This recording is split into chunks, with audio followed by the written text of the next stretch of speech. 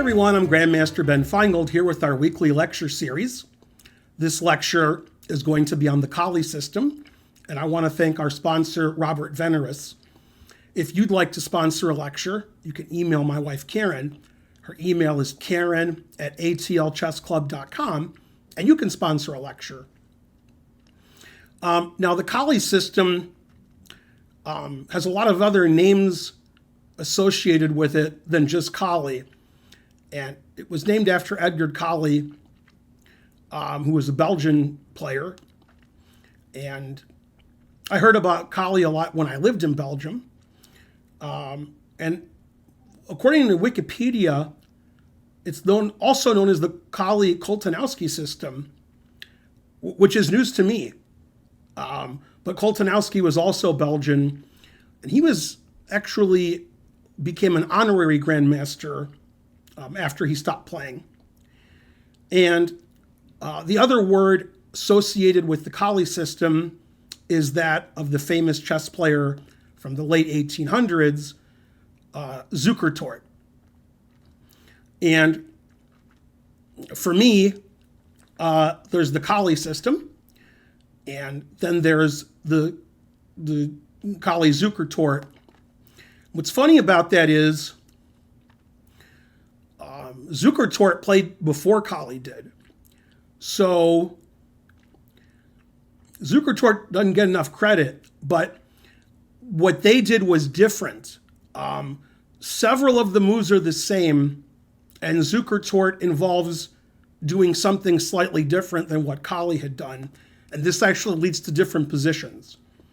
And you can read about the Colle system, and you can also read about Colle Zukertort system, and you can see in the diagrams, this is the Colle Zukertort here, and this is the regular Colle here.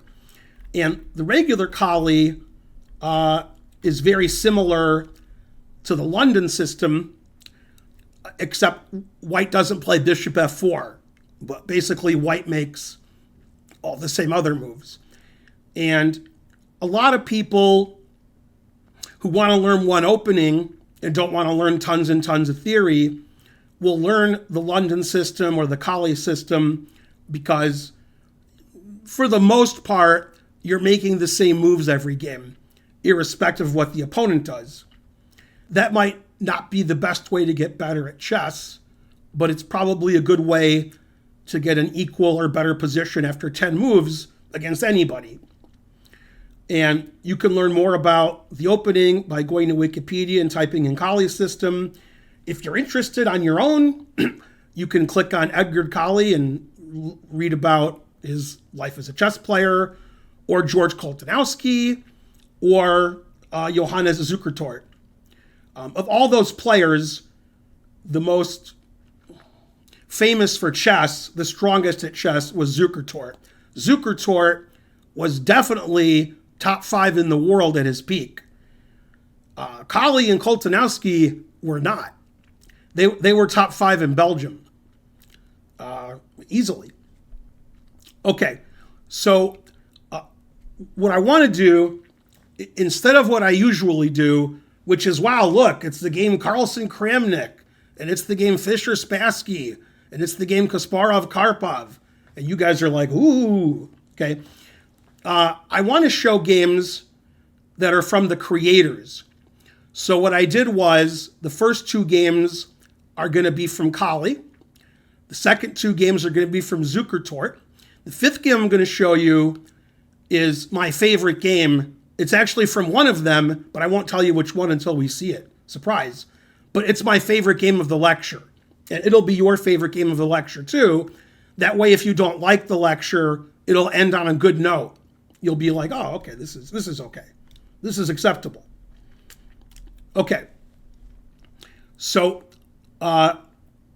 first game is Edgard Colle versus George Thomas.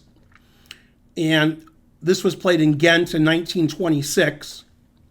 I would say the 20s and 30s were Colle's heyday. That's when he was at his best. And I believe this is the same Thomas who lost very famous game to Edward Lasker, which you probably know. Even if you don't know, you know it. You probably do. Where Lasker sacks his queen and Thomas's king runs all the way to the first rank and gets mated. This is the same Thomas, but this time he's playing Colle. And I want to tell you the difference between the Colle Zukertort and the regular Colle. Edgard Colle didn't play the Colle Zukertort. He just played it the way that he played it. Okay, so White's moves are generally in this move order. White plays d4, knight f3, e3, bishop d3. If the pawn structure looks familiar to you, you might be imagining a bishop on f4, and that would be the London system. In the Colle, the straight Colle, we just leave our bishop on c1. And White plays c3, knight bd2, and castles. And if you want to play the Colle, or you're looking at games in the Colle, Black may play differently, or not, but Black could play differently. And typically, this is the first 7 moves for White. d4, knight f3, e3, bishop d3, c3, castles, knight bd2. And it could be a different move order. White could play knight f3 on move 1, or e3 on move 1, or play e3 and c3 before moving the knight out. It could happen, but this is the position White's going to get if White's playing the Colle, and Black could have their pieces and pawns on different squares, but this is very reasonable. Now, I like to point out when openings transpose into other openings. And in this case, the Colle, the way this variation's played, is White is playing a semi-Slav, which Black would normally play, and White's ahead of tempo because White goes first. So in this position, instead of castles, if it was Black's turn to move, this would be theory in a semi-Slav with colors reversed. But since White goes first, it's White to move. So White castles and Black castles. Okay, now we're going to see one of the most important ideas in the Colle, which is White is going to play e4. The question is, should White play e4 now or play e4 later? And typically, White does not play e4 right away because that would saddle White with an isolated pawn. After e4, d4 is not protected as much, and we would get this position, which is fine, where White has an isolated pawn. Most Colle players don't want to play e4 and get an isolated pawn. I'm not saying it's bad. It doesn't really promise White any advantage. So what White does instead is White trades the d pawn, and then after playing e4, which is what White wants to play in the Colle, there's no isolated pawn issue. So we take on c5, bishop takes c5, and e4. Very standard Colle stuff. Now, White can attempt to activate their bishop at their leisure, whereas this bishop, not going anywhere. And occasionally, we will trade on d5, and perhaps Black has an isolated pawn, which again isn't that bad. Just in the regular Colle, if somebody gets an isolated pawn, it's usually going to be Black. Okay, Thomas played e5, playing in the center. Now Thomas's bishop can get out. We take on d5. Queen takes d5, threatens the bishop on d3. Queen e2. Not only defends the bishop, but defends the key e4 square. So we can put a knight on e4, bishop g4, and knight e4. Very Colle-esque type of position. So now White has two ideas. White might try to take the bishop on c5, or White may try to double the pawns on the king side. So Thomas has to make a decision. Does he want to allow either one of those or neither one of those? He played rook fd8, and he allowed either one. And in this position, the bishop on d3 is attacked. If I was playing a game, if I had this position in a slow game like right now, I would have a very long think. This would be a position I would think a long time, because knight takes f6 check is possible, knight takes c5 is possible, and even retreating the bishop with bishop c2 is possible. And I would calculate all three and decide which one to play. Now, I'm no Colle, I'm Finegold, and this is the Colle system, so I'm going to go by his judgment. The opening was named after him, and he won the game, so... And he took on f6, ruining black's pawn structure. G takes f6, black was in check, and bishop e4, so the same thing won't happen to white's pawn structure on the king side. Queen e6, h3, white wants the two bishops, and what black wants to do is eventually play f5 and e4 with a very nice position. So that's why black maintained the pin, can play f5 later, can play bishop g6 later, and black's king actually looks relatively safe with the black bishop on g6. Queen c2, breaking the pin, and also making a battery on the h7 pawn. Bishop g6. And knight h4, white wants to occupy and or control the f5 square. Rook d7, I'm not a big fan of that move. Bishop e3, that's an excellent move, and it's something that lower ranked players have a problem with. Lower ranked players are often much too concerned with their pawn structure and not concerned enough with piece activity. And if black trades on e3, this gives white an isolated pawn, but you will agree it really activates the white rook on the f file. And white is threatening the bishop, so black has to do something about that. Black played bishop f8, following the rule, always play bishop f8. And yeah, I don't like this for black, because my really dominating control of the king side here, and the knight on c6 is actually very poor. It doesn't have great places to go. So I actually agree with bishop f8. Always play bishop f8. Okay, bishop f5. They trade on f5. The knight gets to go to f5. Always play knife f5. So you know this is a good game because white's playing knife f5 and black always played bishop f8. But you can see clearly white has the better pawn structure and white has the better knight. So if I was black, I would try to play something like knight e7 at some point and kick that knight out. And that's what he played. Knight takes, bishop takes, f4. So white is going to start a kingside attack against black's open king and attack those weak pawns. On the other hand, it's not clear what black should do. If black doubles rooks on the d file, you can't really play rook d2. So white can just double rooks on the f file and start putting pieces near the black king and attacking on the king side. And it's not clear how black will activate anything that he has. He did double rooks, queen f2, b6, saving the queen side, rook e1. And this position is just obviously good for white because white has a much better pawn structure and white has a safer king. And white's rooks eventually will do things on the E and F file. Black's rooks can't go to D2 or D1. So I'm not sure what black's going to do. Bishop D6.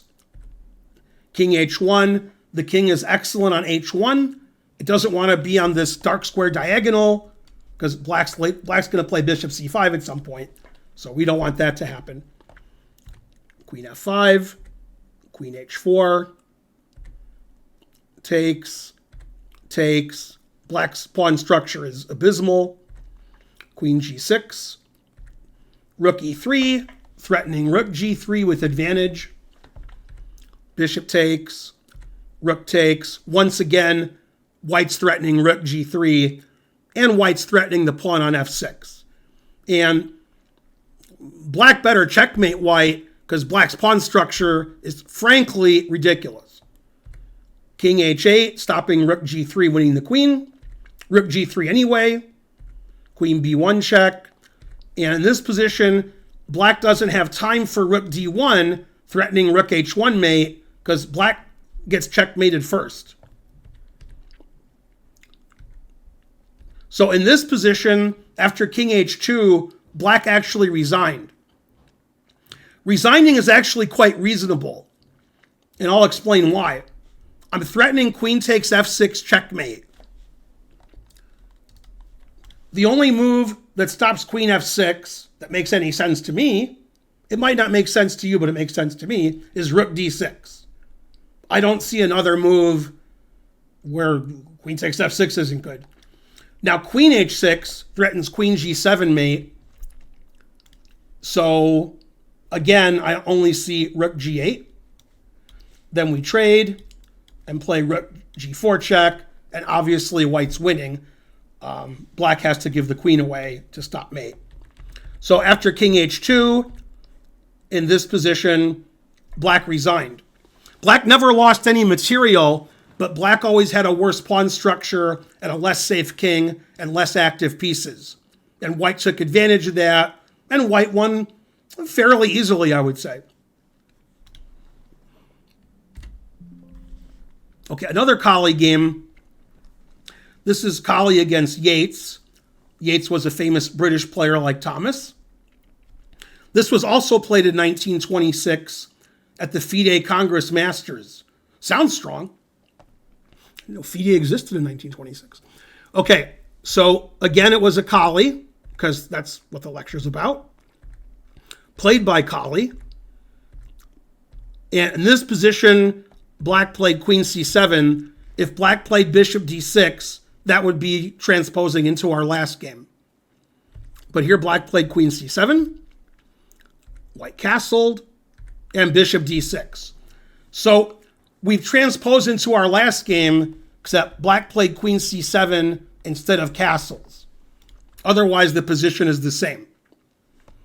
So white plays the same way, dc, and e4. If black's queen was on d8 and black had castled, that would be the last game. And in this position, with the queen on d8 and black castling, black played e5 in the previous game. In this game, he castled. Takes. Black can take either way on d5, and they both have their faults. Taking with the knight allows white to unsoundly sacrifice on h7, which I'm sure you all like these Greek gifts. But more importantly, it takes a key piece away from the king side. White can play knight e4 and start attacking. So black took with the pawn, which protects the e4 square and also lets the bishop develop. It's not blocked by the pawn on e6. And as I said during the first game, it's more likely in a Colle that black will have an isolated pawn, not white. Knight b3, attacking the bishop and allowing white's bishop on c1 to develop. Bishop d6. h3, stopping bishop g4, stopping knight g4. Great move. Rook e8 on the open file. Knight d4. Knight takes I don't like. I think black should leave his knight on c6. Knight takes. White's knight is excellent, and black's bishop is quite poor on c8. Bishop d7. Queen f3. White's having all the fun. White dominates the f5 square again. White's going to attack on the king side. Bishop g5 is coming. Black doesn't have a lot of counterplay. a6, protecting the b5 square. Knight f5. Black doesn't want to give up the bishop, so plays bishop e5, bishop e3, and knight e4. And when you have an isolated pawn, which black does on d5, you'd like to play knight e4 if you can, because it's not necessarily bad to have an isolated pawn, especially if you can put your knight on e4. So simple tactic is if we try to win a pawn, then bishop h2 check with a discovered attack on the queen. So white shouldn't do that. So white didn't do that. White played rook a d1, getting the rook into the center. Rook e6. Perhaps black wants to play rook f6 and pin the knight. Bishop c2, attacking the d5 pawn. Bishop c6, defending the pawn. Bishop d4. It's a big fight in the center. Rook f6, as indicated earlier. Queen h5. And the queen on h5 puts a little tickle on the bishop on e5. So sometimes white can play knight h6 check or knight e7 and then take on e5. Or even better, if it was white's move, white would trade on e5 and then play knight h6 check with a discovered attack on the queen. So queen h5 has some bite. Bishop takes d4, stopping all that nonsense. Knight takes d4. And you can see black has a nice knight on e4, but black's bishop on c6 is pretty passive. Rook h6, queen retreated, rook e8, rook e1. And we're pinning the knight, and at some point we'd like to play f3 and checkmate on the back rank. So black has to keep a good defense of the rook on e8 with his bishop on c6, and the knight can go back and defend the rook if necessary. So no big deal now, but if black tries to play some crazy tactic like knight takes c3, there's not enough defense of the e8 rook, so black gets checkmated. Okay, so he played bishop d7, rook d3. White wants to triple on the e file, putting tremendous pressure. Rook f8. Black doesn't want to be pinned anymore. Rook e3. Knight retreats. And bishop f5. So white's moving forward. White's taking control of the e file. And black's rook on h6 is very poorly placed. And in this game, over the last 6 moves, black has been outplayed. Black played rook e8, rook f8, and black played bishop c6, bishop d7. And black played knight e4, knight f6. So black is not playing his best game. They traded. The knight's attacking the rook. If the rook goes to g6, I can play knight check, forking the king and the rook. Rook e5, defending the knight. And if it's white's move, white plays knight e7 check, and rook takes rook and wins material. So g6 defends the rook, knight e7 check, rook takes. And now black has a Sophie's choice, which is weird because it was 1926. Either way of taking the rook is bad. And if I was black, I'd probably take with the knight and just give up my d-pawn. And then I'm a pawn down and worse. So black decided not to be a pawn down, and it was worse than being a pawn down. Yates played GH. I can't get myself to do that. So if I was black, I would also lose, but I think I would lose more slowly. Black was adamant on keeping all of his pawns. Queen f3, attacking the knight. I don't have a lot of good suggestions here for black. Queen d6 seems the most logical. Knight f5. Queen went to b8. It's probably not where I would go, but okay. And rook e7. Black is just completely lost. Black's pawn structure is terrible. White's pieces dominate. And this is no problem for a player of Colle's level to win. But the way he won was very nice. Knight g8, always play knight g8, and now white played a move you would not suspect. And it shows you what a strong player Colle was to find such a move. Knight h6. So the idea is, if you take the rook, I play checkmate. And your f-pawn is slightly attacked by all of my pieces.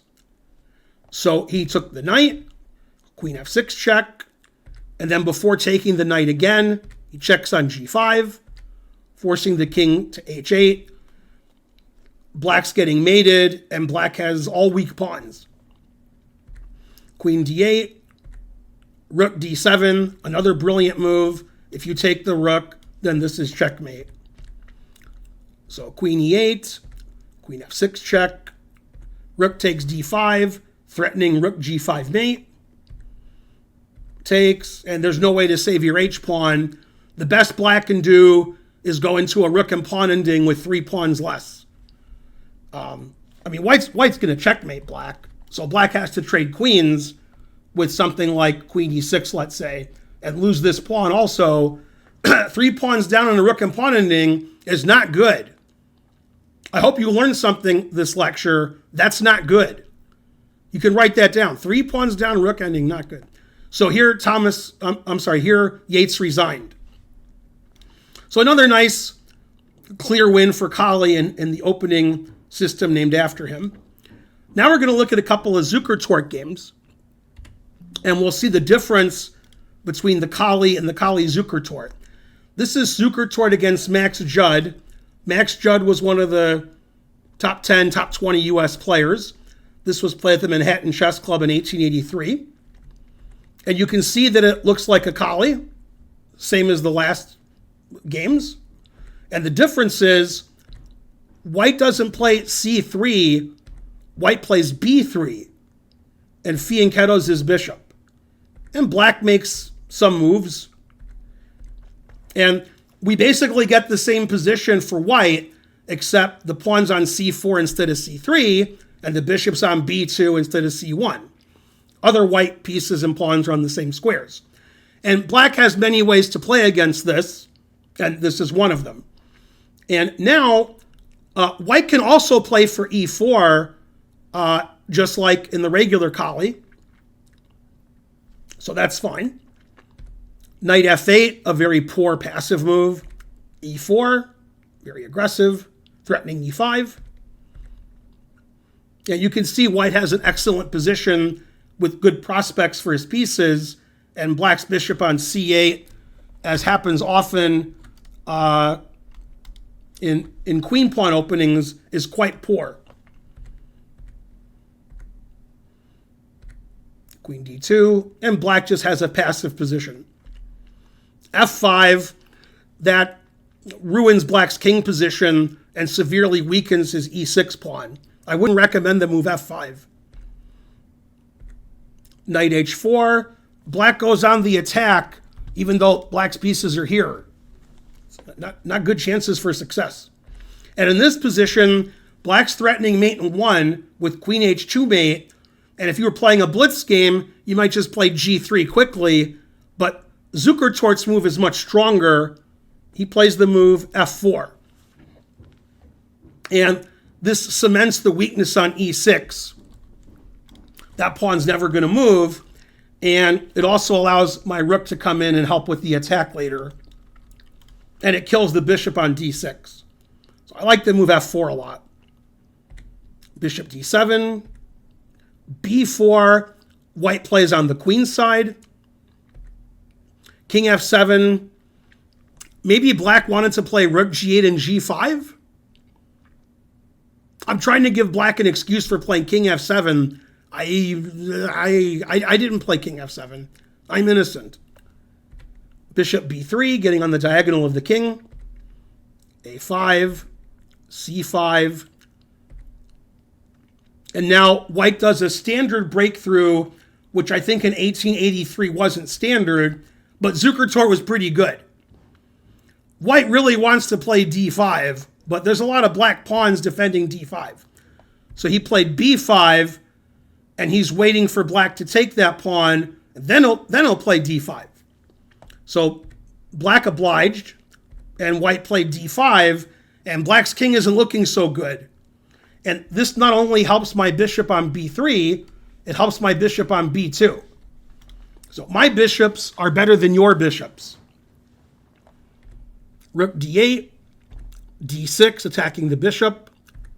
Bishop c6, pinning the d pawn to the queen.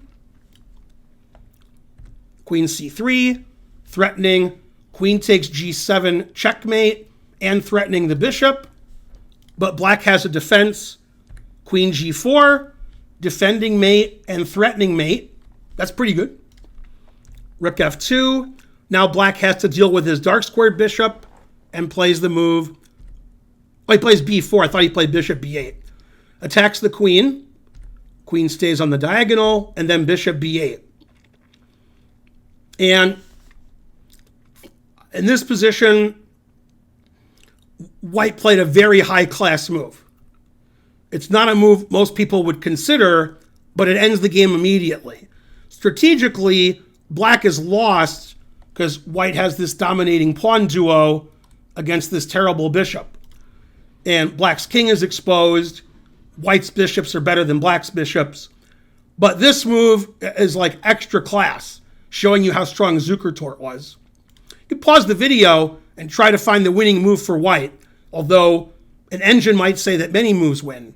But this move won quickly because after white played it, black resigned. That's the quickest win. Okay, and the answer is bishop d1, always retreat. And you may have noticed the queen is defending g7. If the queen's not defending g7, queen g7 is mate. So after bishop d1, if you'd like to continue stopping queen g7 mate, you must play queen g6. Max Judd resigned instead because Zukertort would have played bishop h5. Threatening, queen takes g7 mate. And if you take it, then mate. So after bishop d1, black resigned. I like that a lot, bishop d1 and the bishop h5 idea. Very nice win by Zukertort. Okay, another win by Zukertort is against Blackburne. And when I was younger, I had trouble distinguishing Blackburne from Zukertort. Like, who was better? What years did they play chess? And so forth. And I think the reason is they have the same first two initials. Blackburne is Joseph Henry, and Zukertort is Johannes Hermann. So maybe that's why I think, and they were both top 10, top 15 in the world, in the 1870s, 1880s, maybe even the 1890s. Okay, so Zukertort played Blackburne, and this was played at London, 1883, and Zukertort played the Zukertort, Colle Zukertort. Wasn't called it then because Colle wasn't, playing then. And they got this position. Pretty similar to the first game for white's moves. White's pieces all go on the same squares. And he took on d4. That's a lot different than our first game where black didn't play c5 at all. Takes. And this trade, I think, makes this bishop especially poor. It's very hard for black to get counterplay now. b6, he tries. c4, that's explosive. Bishop a6. Rook e1. Rook c8. Rook c1. White plays standard developing moves, and so does black. And knight a5, putting tremendous pressure on c4. Black has 4 pieces and pawns attacking c4, and white is defending c4. And the c4 pawn is pinned because the bishop would take on d3 if the c-pawn moves. White played knight e5. That's always a problem with black in these queen pawn openings when you play knight a5 or knight b4 to activate your knight on the queen side. You're allowing white's knight to penetrate on e5. Bishop b4, pinning the knight, and c5, confusing the audience. Another reason white played knight e5 was to protect the bishop on d3. Okay, now the bishops are both attacked, so black traded. Now black's bishop is attacked on b4, so he traded. And in this position, black can play knight e4, which, again, we see black doing often in these openings. And the queen went to e3. And white is saying, I have a majority on the queen side. I'm just going to push my queen side pawns and win. Rook e8, kicking the knight out. Always kick the knight out with f3. Rook c2, doubling rooks on the c file, or possibly the e file if things happen there, which they're not. Knight d7. Black took, which I wouldn't do.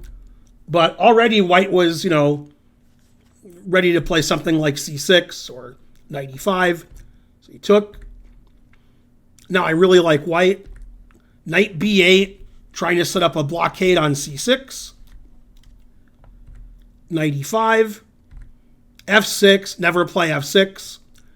And when white played knight e5, he had to see the following variation. f6, if the knight just goes back, black could play e5, and why did white do that?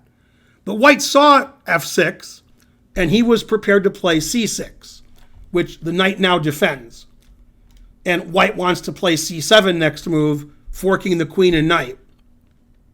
And white's breaking through everywhere. a7 pawn is hanging. This knight's out of play. So very instructive to play knight e5 and then c6. Blackburne underestimated c6. Rook c7, blocking the pawn, and queen d2.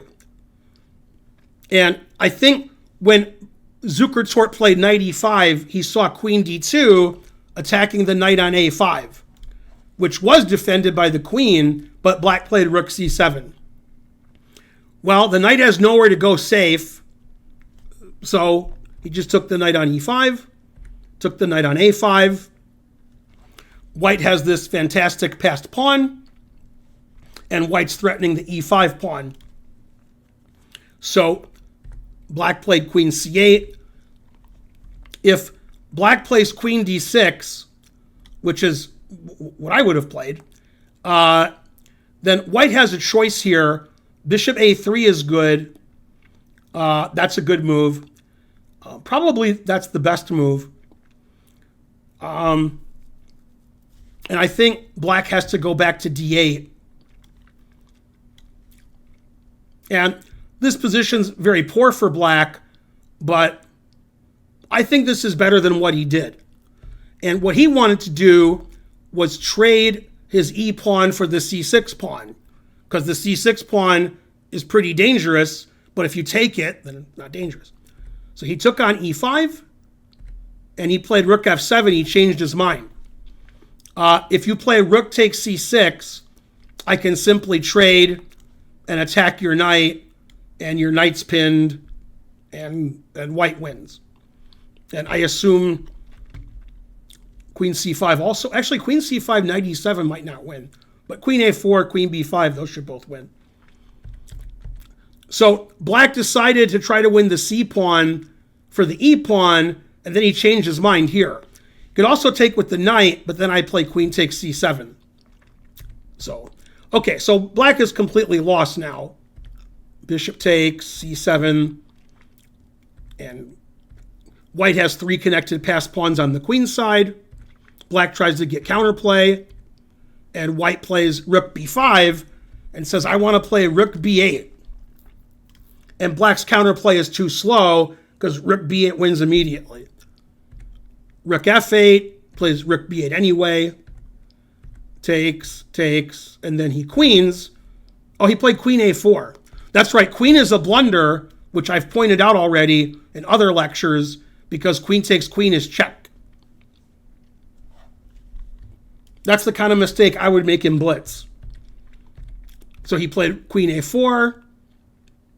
You can't defend your rook because I just take it, and then I make a queen, and white's up a rook. So he has to trade queens, and this rook and pawn ending is completely lost. You have to stop c8, and white just moves the king up, and white's up 3 pawns. And black resigned because black can't do anything, and white's just going to push the pawn here and win the king and pawn ending quite easily. So a nice queenside advance from Zukertort, which eventually led to a winning endgame, not something you see often in the 1880s. Now you might be like, wow, this lecture is boring. This guy's winning on the queenside, winning this endgame. That's not what I came here for. Okay, I hear you, and that's why I saved the best for last. And it turns out our game of the lecture was from Colle, and this was played in the Nice Masters in 1930. He's playing John O'Hanlon, and we've never heard of John O'Hanlon, and I guess if you look at the game, you'll realize why you've never heard of John O'Hanlon. And the truth hurts. Okay, so it was a regular Colle, because Colle's white. Notice that white's moves are always the same. Black's moves are a little different. And he played rook e1 in this case. The knight's on d7, so if we take on c5, the knight can take, and we can't so easily play e4, and our bishop's attacked. So he played rook e1, rook e8, and then he played e4. We still don't need to get an isolated pawn because the knight's not on c6. So if he takes, we could take with the knight. However, in this particular position, since white played rook e1 first, if we take, e5 actually wins a piece. So e4 takes on e4. The knight attacks the bishop on d6. Typical Colle kind of stuff. Again, bishop on c8, not very good. And John O'Hanlon played cd. And the following is the most exciting thing you've seen today. And if you're like, hey, was that sound? What does my engine say? They didn't have engines in 1930. So they had to calculate, and they had to figure out the best attack and the best defense. And typically, since they've never had an engine and nobody knew what an engine was, they weren't playing perfectly. So sometimes you just want to see an exciting attack and not do hours of analysis and realize maybe it wasn't the best. You guys can analyze it with your engines at home and say, ooh, I don't know about that move. So he played bishop h7 check because the crowd has rights. You guys have rights. Okay, takes, knight g5 check. Now in this position, he played king g6. If you play king g8, then I play queen h5. And the problem is I not only want to play here, I want to play here. So for example, let's say I play knight f6, takes, king here, and in this position, I can play further sacrifices, or I could simply play queen g6, threatening knight f7 check, which also looks good. And this would have been interesting, and I think you need an engine to see which is better, king g6 or king g8. King g6 didn't work, and a lot of times in these games from 100 years ago, and sometimes 150 years ago, people don't defend the best way, and as a consequence, brilliant moves are made that we would have never seen before if people had defended properly.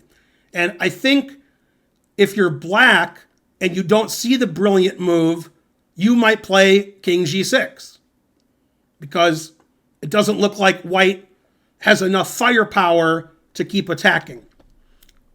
And Colle played h4, which is a good move, defending the knight, and h5 check will be annoying. Rook h8, now h5 check is not annoying. And after rook h8, Colle made just a brilliant move. It's the move of the lecture. Rook h8 actually makes a lot of sense. You're stopping h5 check forever, And maybe you'll even take the pawn on h4 and activate your rook and start attacking white's king. But anyway, Colle played rook takes e6 check, which I'm sure John O'Hanlon missed. So you can't take the rook, so he didn't take the rook. If you take the rook, I play queen d3 check. Okay, now you can play king h5, king h6, or king f6. King h6 loses to several things, but you can see with the bishop here, knight f7 check wins, and knight takes e6 wins. They both win. So that's no good. If you play king h5, then I check. If you take the pawn, this is checkmate. And if you play king g6, I check and play knight takes check. And you get mated and lose your queen. First one, then the other. Okay, so that leaves king f6. Then queen f3 check. If king e7, this is mate. King g6 transposes to the last variation we looked at, which was this. Completely winning. So king e5. And in this position, several ways to win. The best way to win is to do a family fork that's mate. You don't see that very often. Knight f7 checkmate and forking the king, queen, and rook. Needless to say, black did not take on e6 because all those variations look good for white. So black played knight f6. Black is still up a piece. h5 check, a brilliant move. You can't take with the king because it's illegal, and you can't take with the knight because that's illegal.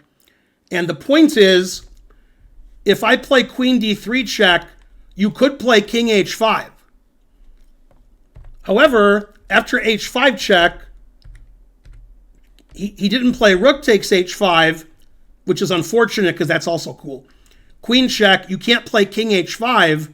That's why white played h5, attracting the rook to h5. Black only has one legal move here. Knight here is illegal. It's pinned.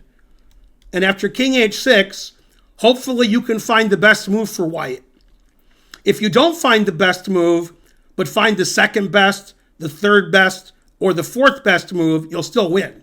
Best move is checkmate. That's the best move. And probably some of you would take on f6 and then play the same checkmate. And some of you might play knight takes f7, which is also checkmate, which I just realized.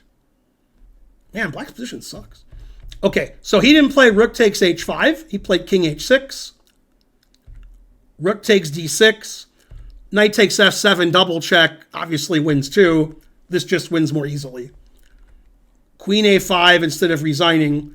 If he takes the rook, knight takes check, and knight takes, and white's up a ton of material. So he played queen a5, knight f7, double check, knight g5 check. Truth hurts. King g8, and then queen b3 check. Oops. And like in positions like this, white's already ahead material. Obviously, black's losing. And here, black resigned. A brutal game. I mean, when you lose a game like that, you realize you're outclassed. It wasn't a close game. White was always attacking.